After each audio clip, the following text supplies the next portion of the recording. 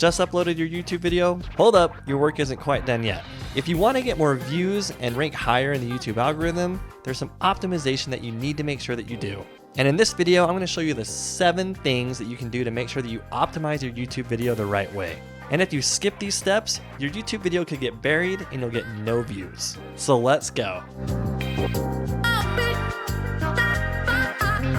So once you've created your video and you've uploaded it to YouTube Studio, the number one first thing to do is to make sure that the file name of your video matches the title that you're going to be putting on the video. Now, why does this matter? Well, when it comes to SEO, you're most likely using a keyword in that title, or you're picking a title that is an outlier title, meaning it's something that's performing well on YouTube. So if the file name matches that title name, you're just removing variables and making it easier for Google and YouTube to understand exactly what your content is about. So you can see, for example, on this video, the how to use ChatGPT to write SEO content.mp4 matches the title that we have up here. So once you've made sure that you've optimized your file name, the second important thing to do now is to make sure that your title is optimized. So inside of YouTube Studio, you can make sure that the title is optimized. And a good optimized title typically has some sort of keyword phrase in here. So you can see that the keyword phrase that we are targeting in here is SEO content. So we have a viral title that's got a 90 score,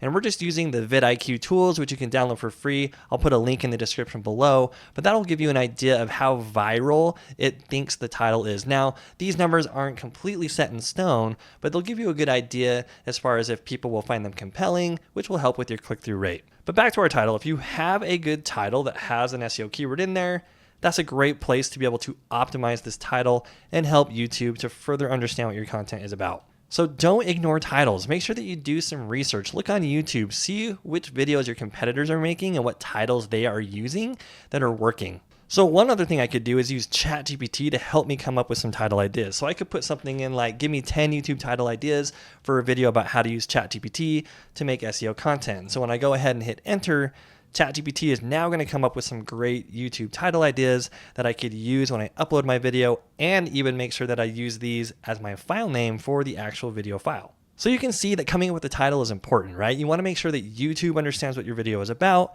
and you want to create a title that's compelling enough for somebody to actually click on it. So once you've gotten the title figured out, the next big important thing is to make sure that you have your description figured out.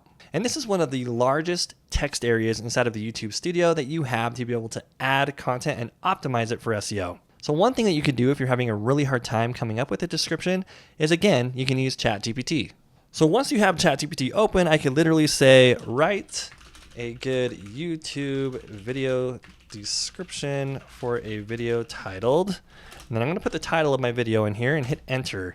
And ChatGPT can actually do a really good job writing a YouTube video description. So it'll give me a quick synopsis here. It'll tell me what I'm going to learn. Now, I obviously would want to edit this because I know what my video is about, but this is a great way to be able to get a starting point, right? Get some content to be able to start with, and make sure that you have your keyword phrase listed in this description 1 to 3 times. You don't want to overdo it. You don't want to keyword stuff it, but having it in there a few times is going to help. So if we take a look at this, you can see that SEO content is listed in here. If it's not in here a couple more times, I would want to make sure I add that. By having this description optimized, again, you're just removing variables from YouTube to make sure that YouTube really understands what your video is about and that it will push it in front of the right audience to get you more views and clicks. Now, one important thing that a lot of people miss when they are putting their descriptions in is to make sure that you include 3 hashtags. And the reason why you want to include hashtags is when you actually go to your video's page, you'll see that YouTube is listing the hashtags at the top of the description, even though I have those hashtags at the bottom of my description. So it's important to make sure that you have those there because that just helps YouTube, again, to better categorize what your content is about to make sure that it's pushing it in front of the right audience. Now, it's no secret that your title and your thumbnail are the 2 biggest things that affect people actually clicking on your video on YouTube. So what makes up a good thumbnail? One of the best ways to do this is to look on YouTube after searching for the type of video that you're making to see how the thumbnails look. So for example, if I typed in SEO content, because I'm making a video about that, I'm going to take a look and see how these thumbnails look and how many views they got. Now, to make sure that I'm looking at more current videos, I could change my filter up here to show me anything within the last year. And it's going to show me the different views that different people have gotten. And what I would want to do is not copy their thumbnail, but I would want to mimic some of the design elements, right? Do they have a lot of text on it? Do they not have a lot of text on it? Is it really image heavy? Does it have themselves in it? Is it very minimal when it comes to text based on how many views they've gotten? So doing a little bit of research on YouTube will quickly help you to understand what sort of thumbnail that you should make. Now, trust me, you do not have to be a graphic designer in order to make amazing thumbnails. In fact, you can use an easy to use program like Canva, for example, to make some really great thumbnails. So to just give you a quick example, here's some of the thumbnails that I made in Canva where I just took a picture of myself on the phone, added some text, and I like to make 2 or 3 versions, and I'll show you why. When you go into YouTube Studio and you add a thumbnail, it'll actually ask you if you want to do a test where you can actually pit 3 different thumbnails against each other. The nice thing about doing this, and I would always recommend making 3 thumbnails per video and running a test, is that YouTube is going to show you which thumbnails are getting traction, which ones are getting more engagement. This helps you in 2 ways. Number 1, it tells you what thumbnail that you should use on that video moving forward.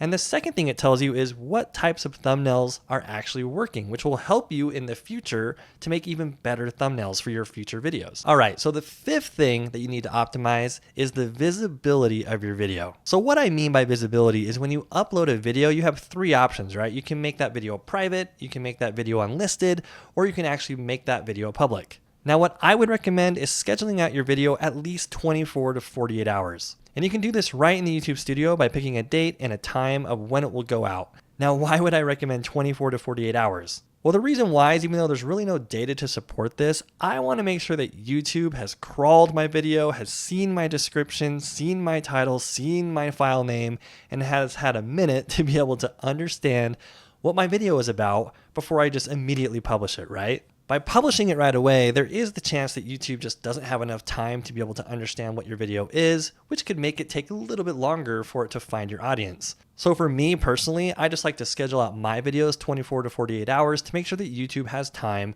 to understand what my video is about. All right, number 6 is tags. Now there's been a lot of talk of whether or not tags even work or not, but guess what? YouTube still has a section for tags, so you might as well optimize for that, just in case it is a factor that helps. So you'll see that inside of YouTube Studio, as you scroll down, you will see a section for tags.